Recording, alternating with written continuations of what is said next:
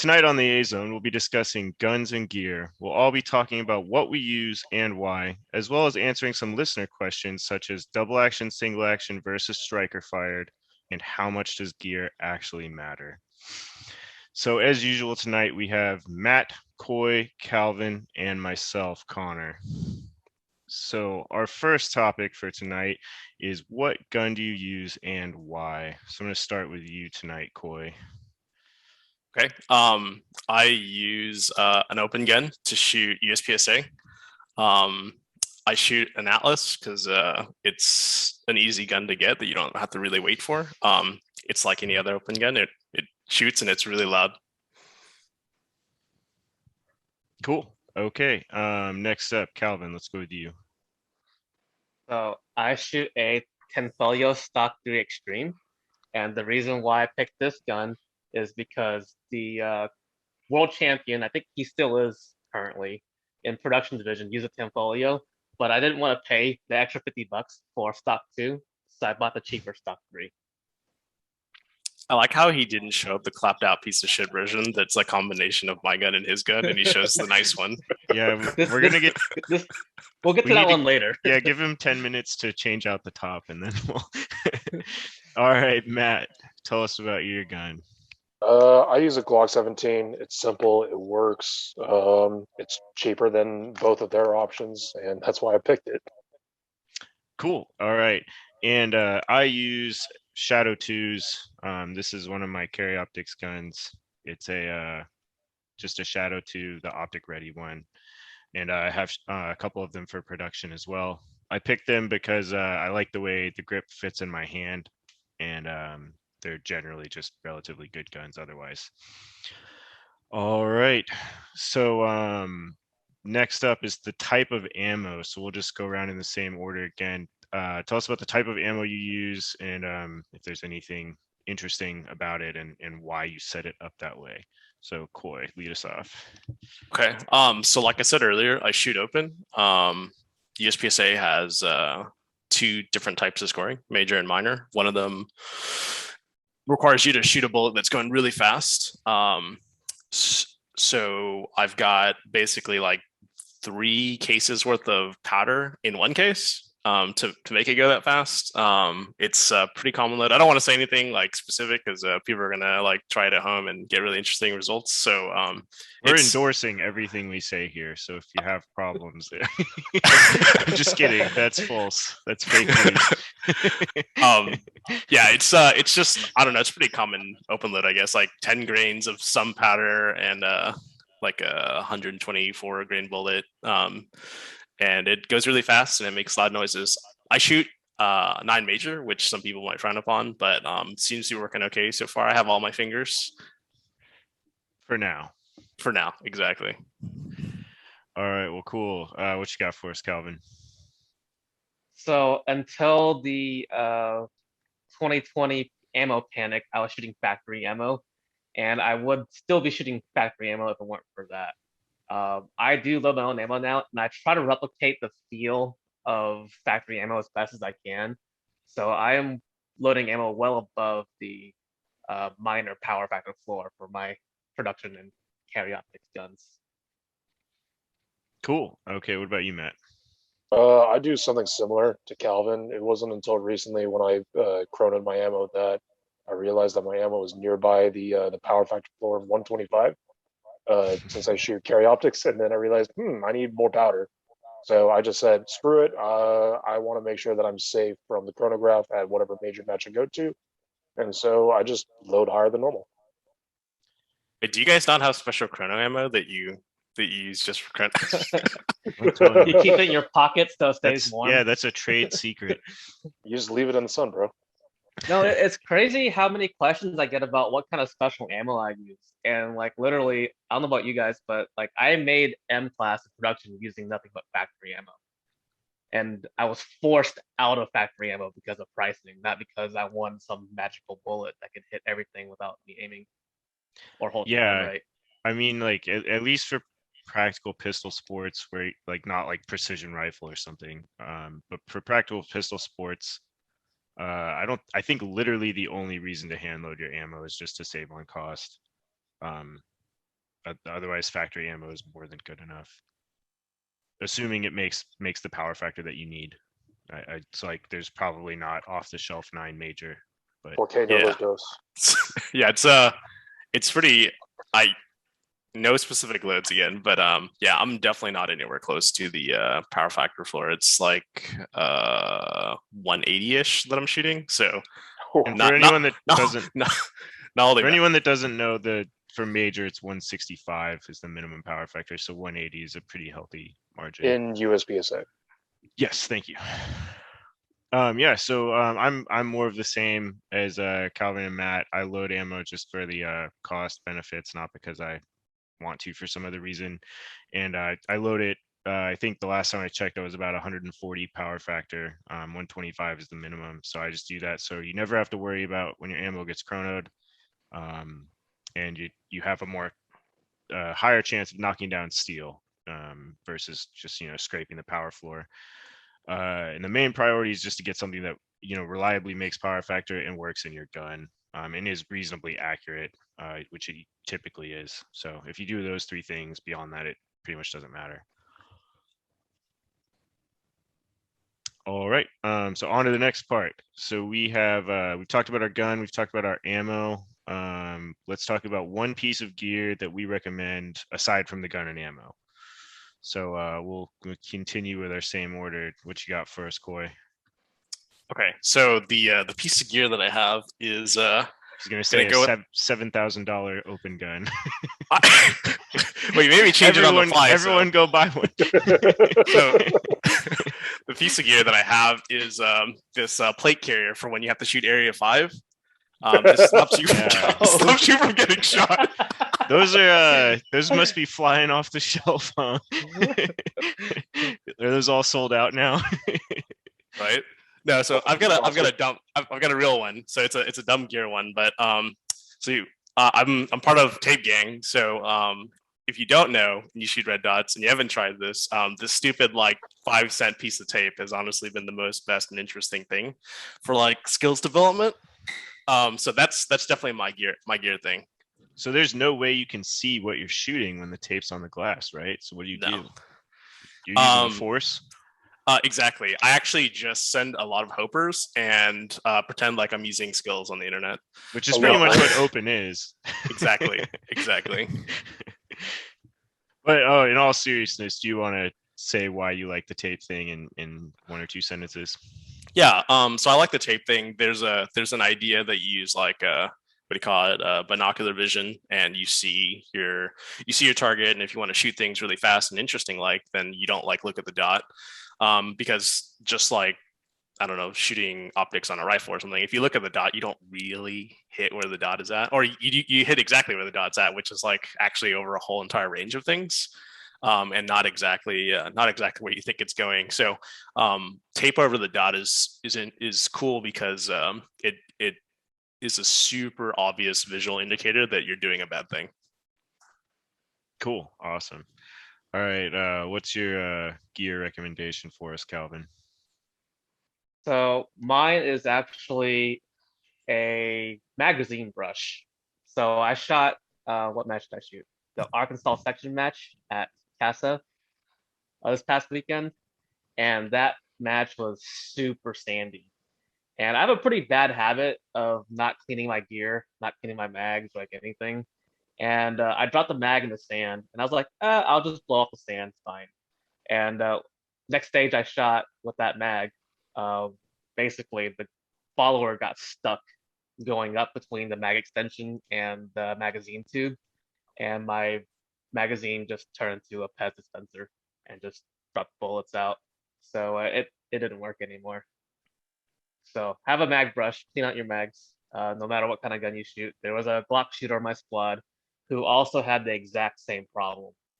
So yeah, that's a really good one. I've had that happen even in production. It happens less often because you're using OEM mags and springs and stuff, but if you get sand in there unknowingly, that can definitely happen, even if you think your gun is perfectly reliable. All right. Yeah, the reason why I neglected it for so long was because my production mags are so reliable without cleaning them. But CO mags with the 140 extensions and the grams followers, they need a lot more attention. You guys know that James Franco meme where he's like on the news and he's going like first time? Yeah. Oh That's yeah. me to you guys right now. Like it's just assumed. It doesn't matter if it's dusty or not. You brush your fucking mags like for That's open what you or should. any 2011. Yeah, I guess this is you should open. You have to, or it won't work. I think this is like the Ferrari driver being like, you guys don't get oil changes every 1,000 miles. Like what? Like, so, but okay, well, cool. That's a good one. And so Matt, what cool piece of gear do you have for us? So I have these shooting glasses. If you notice, well, I don't need to necessarily say who they are. If you can see the yellow lenses, you can take a pretty good guess at who they are. We've all heard the normal things, ballistically rated, and all that kind of stuff. So I'm not necessarily going to talk about that. I'm actually going to talk about it for health. So I actually have a family history of macular degeneration, and thankfully these lenses tint. So any kind of tinted and darkening of the lens I can get when I'm out in like bright sun is going to help protect my eyes for that much longer and prevent degradation of the lenses in my eye. So and because the sport relies so much on vision, any chance I can get to protect my eye from getting worse, the better. Cool. Yeah, I've this brand that shall not be named. I guess I think everyone knows what it is, but I've Does it heard rhyme nothing. with? Is it Oakley? Is that the brand? No, it's he happens to run his own podcast. That's who I'll say it is. Yeah, It it's rhymes with Bunter's old. yeah, something like Yes. that. That sounds about right. Yeah. But I've heard nothing but good things about them, so that's really cool. And the warranty is great. Yeah, the guy that runs the company seems like a nice guy too, so nothing not to like. Well, cool. Thank you, Matt. So for me, my show and tell, I have this guy right here, and for those of you not familiar, this is a little camera, and so it kind of has the like AirPods design where it has a case which charges the camera, and then you can pop the camera out of here, and it has a little hat mount for it too. So it's pretty cool, and it lets you see a relatively first person view of either your practice or matches. So it's not like perfectly in line with your sights, but it's reasonably close.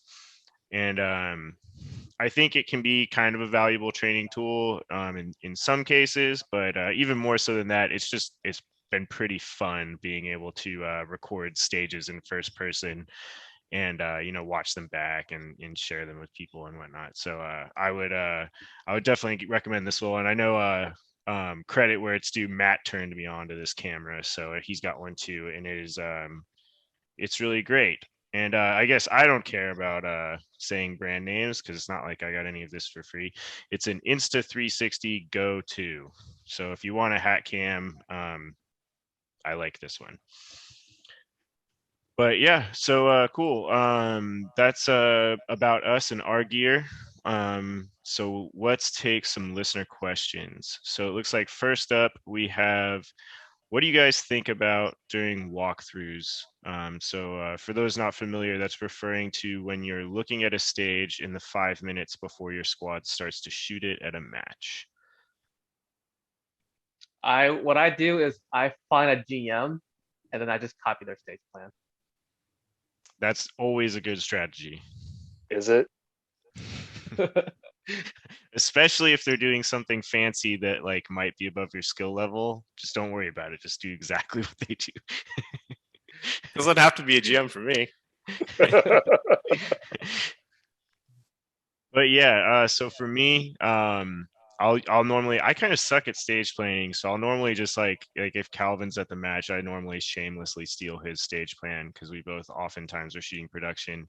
So I'll try to find a decent stage plan, whether it be something I come up with or mooch off somebody else, and then from there I try to get that point as fast as possible, and from there I'm just visualizing it. So like the majority of the battle there is actually memorizing the plan and visualizing it to the point of being able to like subconsciously execute it. So I think some people skip that part, But so I just want to, remember, like at any given moment, I think about what's the most important thing I need to be paying attention to at that instant in time, and that's kind of goes on my to-do list during the stage. So, oftentimes it's like each target to look at a specific spot on each target, or if I have to hit a specific position, then I'm gonna, look for some reference point, maybe on the ground or something like that, of getting into that position or doing a reload, just whatever, just think about down the to-do list of each individual item that you have to do and memorize that, and make sure that you're not forgetting any targets, counting your rounds and stuff, like that. You guys ever like feel you have found like a top limit of how much details you can get in? Yeah, I have felt like that before actually. But what's weird, I felt like that a number of times actually. And what's weird, I've always kind of broken through that like later. Like I wouldn't have expected myself to, because I thought I had kind of like hit the ceiling on that. But then I think like you get more comfortable with things. And so something that you previously would have had to have like right at the front of your mind to execute properly, kind of you get better at it and you're able to execute that thing subconsciously, and so now you can put in some more detailed item in the front of your mind, and that other thing just happens in the background. I don't know if that makes sense or not, but I know exactly the feeling you're talking about. Yeah, yeah.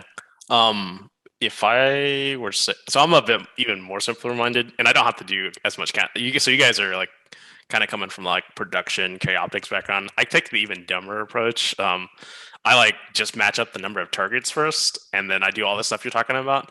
But for the most part, unless the stage is like over 27, 28 rounds, I'm not even counting rounds or anything like that. Just like finding the targets and counting them out. And it's like if the stage is like over 27 rounds, then I just find a spot where I'm not shooting and I reload. That's a pretty good approach for the high cap division. Well, for any division, honestly, it's probably a pretty good approach. Try to fit in the reload where it makes sense. I think even if you think about like the lower capacity divisions, I think a lot of people try and like, okay, I have 10 rounds, I need to shoot 10 rounds before I do a reload, and sometimes it's just like, um, you know, don't focus your stage plan so much around the reload. Just focus your stage plan around the shooting, and squeeze the reloads in where you need to. Yeah, I think I'm super with that because what do you call it? Now that I've shot open for a while, if I went back to shoot production, I would plan the exact same way and just say like, okay, when I'm out of ammo, this when I'll reload. And the only exception to that would be it's like if there's like some array that's split in a way that I need to be like shooting more by Mm-hmm. reloading prematurely someplace.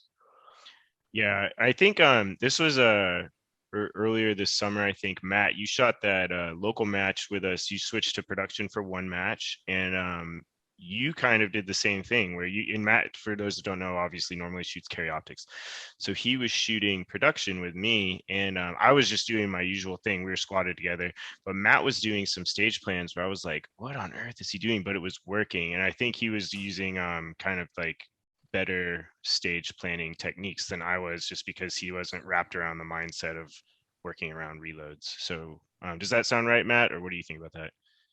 So when I did that match, I had to figure out, all right, hey, how do I fight you specifically? Because you're in our local area, you're the top production shooter. So I'm like, all right, what am I capable of? What is my usual shooting style? How do I attack a stage my way? That's really more of what I think about. How does my style fit a stage, and then what else do I need to modify? Um, like because production is 10 rounds, like all right, I'm limited here. What am I capable of? That's all I'm really thinking about. Cool. And Yeah, that sounds yeah, good. and along with that, like a lot of people tend to try to come up with these plans that are like the mathematically most efficient stage plans, but they don't take into consideration their own skills and what they're capable of, like what Matt just mentioned. Yeah. So So like you for can do like a let's take an example. Like because I don't shoot irons as much, I do not have the same level of confidence on a 25-yard target that say Connor or you, Calvin, would at a 25-yard target, even if it was just open or a tuxedo target. So I'm I gonna would probably pretend like slow down a he lot didn't more. just leave me out there. You, sir, and your open guns. All right. Well, cool. It sounds like we hit on that one pretty good. So let's see. So the next question: how little does gear actually matter? You know, I Not think we got a a lot of whole gear lot. related questions. So is it actually that big of a deal? So depending on who's listening, depending on where you are, your skill level, a master class shooter could be like a god, or like could be absolute bullshit. So I think I made M over the past week. Wait, In name carry names, optics. Calvin. Who exactly do you mean? Well, so I was able to make M in carry optics, or I should be M by tomorrow morning. So by the time this podcast is out, I will be M. But I've used a combination of two guns recently, my stock 3 with Koi's Limb Pro slide, and a dovetail mounted SRO with some tape over it. Uh, that's one of the guns I used. Another one I used to borrow was a Glock 19X with a really shitty stipple job and a stock trigger and an RMR. And we all know that with RMRs, you can't see anything out of them and you can't hit anything because they're so small. And also with the super like heavy trigger, you can't shoot them fast. And then prior to that, I used a borrowed stock 2 with a loophole delta point with the stupid upside down triangle reticle. And we know that one's so large it like completely covers entire targets. You can't hit anything. So I've used a combination of 3 janky guns over the last like I don't know year and some change, just dabbling in CO, and I somehow accidentally shot enough classifiers to make M.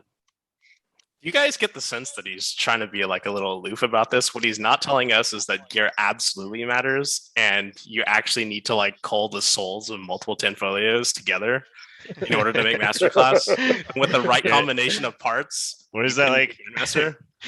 Bringing together the skills of Jacob and Ben in one gun or something. But yeah, I think my opinion on this question is that you should use gear that's not completely retarded for whatever division you're using. So like, don't show up with a Desert Eagle to shoot production or something. But like within reason, if you're using gear that's not stupid, you're gonna be fine. It doesn't matter beyond that point. Just use whatever you I'm prefer. told this is pretty stupid. Are you throwing people off the scent? Because I see all the GM gear on there. There's like brass he even grips. has brass grips. Yeah, that's Calvin. Put that down. You're disproving us right now. Here we go. Yeah, thanks. This is what we need. That's what we need. The stock Glock. I like but it. You can't see. He like clipped 10 recoil springs or something.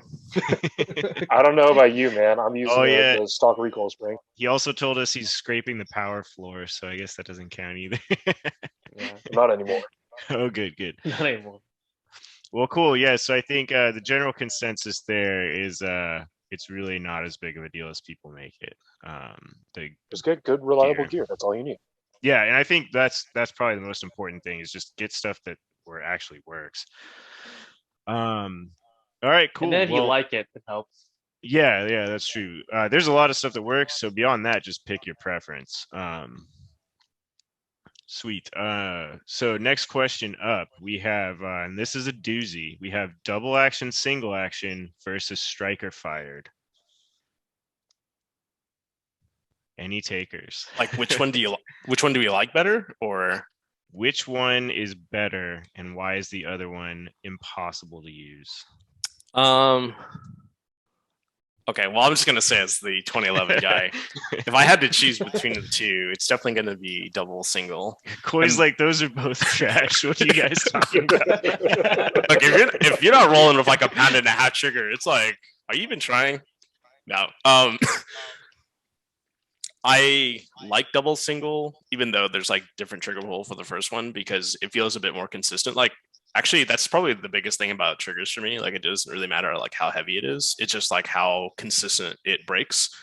I feel like striker fired guns, at least the ones that I've had, and I'm not going to name brands because I don't want to ruin the picture for anybody. But striker fired guns, I think they're actually tougher to shoot well because depending on like the ignition, like it can feel inconsistent. Like it doesn't feel the same every single time you pull the trigger, and it could be from like I don't know, a bunch of things, I guess. When we talk about striker guns, mostly we're talking about like plastic triggers and stuff like that. Like when the trigger flexes and the gun flexes and everything flexes, like it just feels a bit squishy.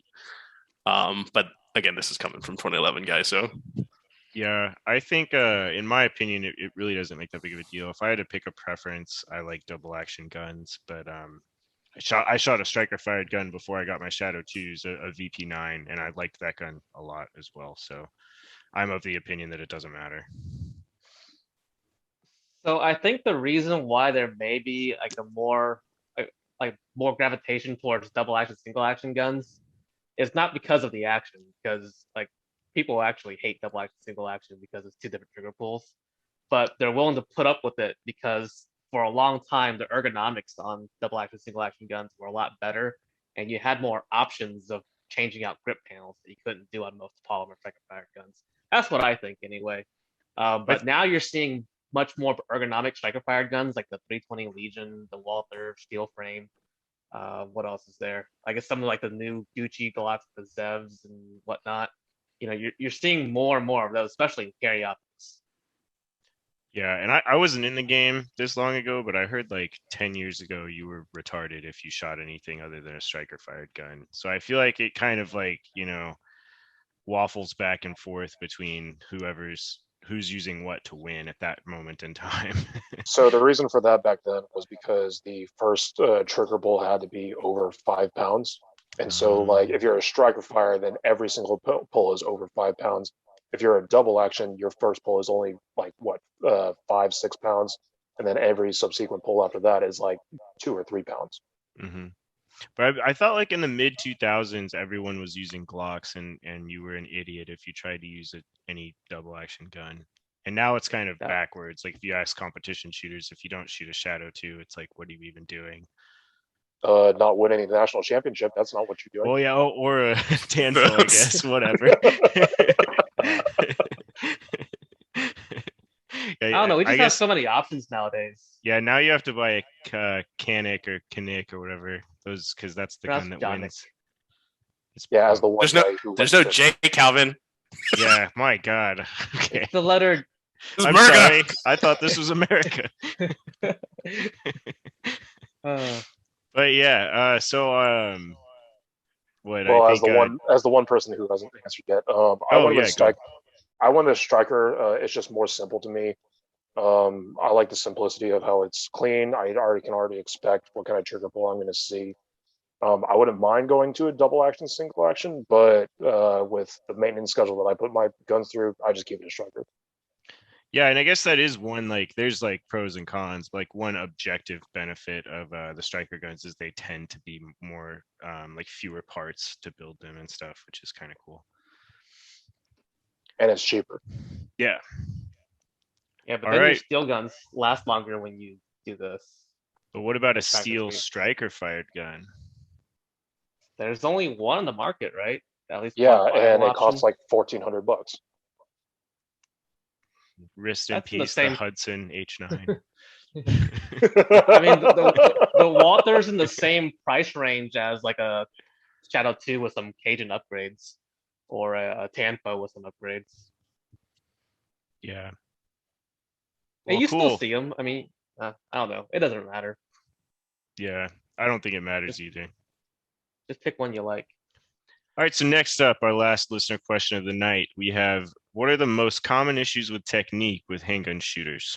And I assume they also want to know what might you do about those issues. So the most common one for me is actually one that's on. Have you guys ever seen that that target diagram? And there's like it's a circle, and there's a bunch of words on the circle. I think if people just follow the advice on that diagram, they'll have perfect accuracy. I'm kidding. No, so I use that every time I train.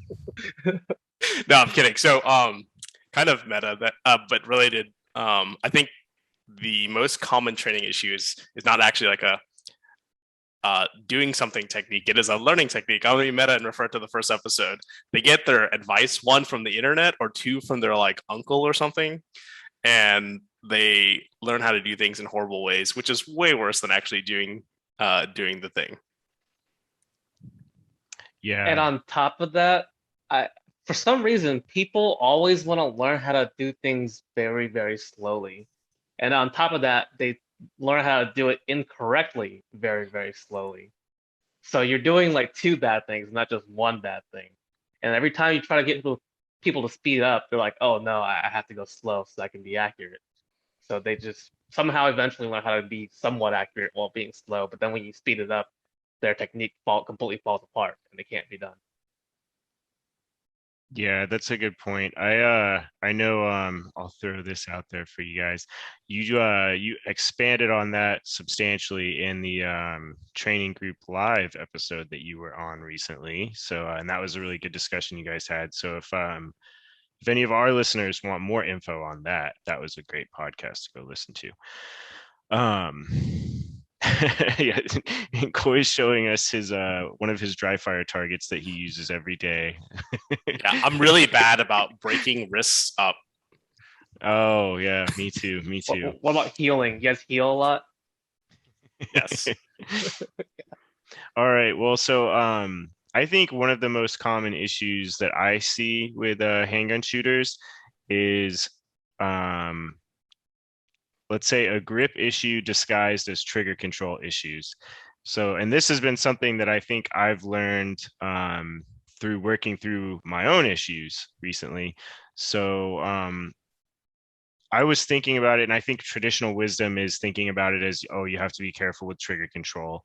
And I think that's definitely true, but I think people think about that the wrong way. They're thinking about their trigger finger when in reality, at least my bigger issue with trigger control was when I pull the trigger, I'm pulling the trigger with my whole hand and then moving the gun. So it wasn't really a trigger finger issue. It was like an entire firing hand issue. And that to me, at least in my mind, makes more sense if you think about it with as it relates to grip. So that would be my common issue. I think, if you're having issues moving the sights off the target when you press the trigger, don't think about it with how are you pressing the trigger. Think about it with how are you gripping the gun with your firing hand. And at least that was kind of a light bulb moment for me. So how would you want to grip the gun? Oh yeah, great question. So I subscribe to the I guess the training group, practical shooting training group teachings where they, crush with your support hand or grip as hard as you can with your support hand and relax your firing hand. And that's so that you don't tense up your firing hand. And like I said, press the trigger with your whole hand when you go to shoot. And along those lines, actually, it's probably a good time to bring it up. I heard it was Joel said this on Training Group. I think it was Training Group. It was either their podcast or one of the videos recently, and it was I had heard for months and months while watching their videos, the whole grip thing, grip with your left hand or your support hand and just press the trigger with your firing hand. Don't over grip with your firing hand. So I understood that, but I don't think it really clicked for me.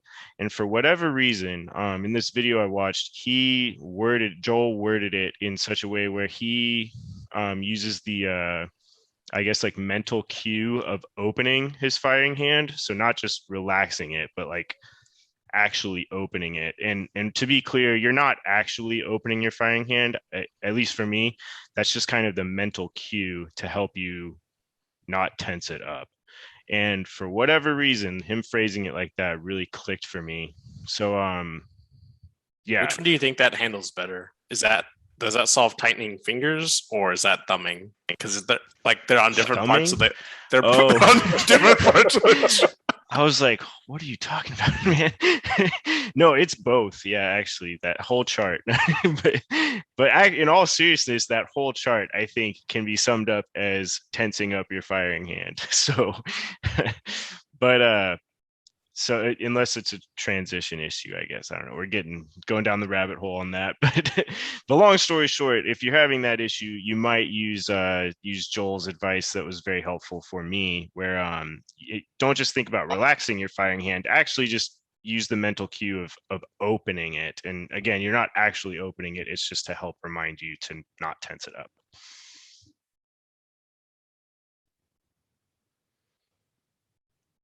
I don't really have anything to offer. Everything I wanted to say got taken. Matt's like, I don't have technique issues, you scrubs. This is why do you think I shoot a Glock? Going back to the support hand thing, I think Ben and Joel do this in their classes, where they'll actually hold their gun with only their support hand, and they leave the back of the gun completely exposed, so nothing's holding it back there, and they'll shoot doubles just to prove a point. And so I've seen that a couple of times, and I was, you know what, I'll try it. And instead of trying it like for the first time by myself, I decided to show somebody, like, hey, check this out. Look what I can do. Like, this is what ballsy. I know, right? This is how much your support hand does work. After watching this video. And but yeah, in my head I was like, I probably shouldn't have said this. But I went up to the target at 7 yards or whatever, and just pulled a bunch of doubles, and they were all in the A zone. And the guy I was showing is like, a friend of a friend. He was just like, "Oh my god, that's amazing," and it finally clicked for him, because before he was like tensing so much with his firing hand, trying to hold the gun down, that every shot was just going straight down. So you proved to him that with brass grips, you don't even need to use two hands. Exactly, brass grips and a 3-pound trigger. That's what most people would take away from that, I think. But so teaching grip technique literally came from playing Time Crisis at the arcade, huh? There you go. That's training right there. All right, well, cool. Anything else y'all want to toss out there? Don't get shot at Area 5. Don't get shot. Yeah, you can get shot. Just make sure you're wearing your plate carrier. Exactly. There was a guy at the Arkansas section match who actually wore like level 1 body armor. It was like that soft armor stuff. And look, at first I was like, what's this guy doing? But after seeing what happened to Area 5, I'm like, he was the smartest one there. Yeah, that man must have some sort of he's a time traveler. Well, okay, cool. Well, thank you guys. That was solidly mediocre, I think. So from now on, no one on the internet has to ask any questions about gear ever again, right? So that's cool. Hey Connor, what trigger do you run? A flat face trigger. Whatever came in it. But well, cool. All right, guys. Thank you guys. That was awesome. And thank you to everyone who stuck with us this time. Stay tuned. Yay! Now we can end.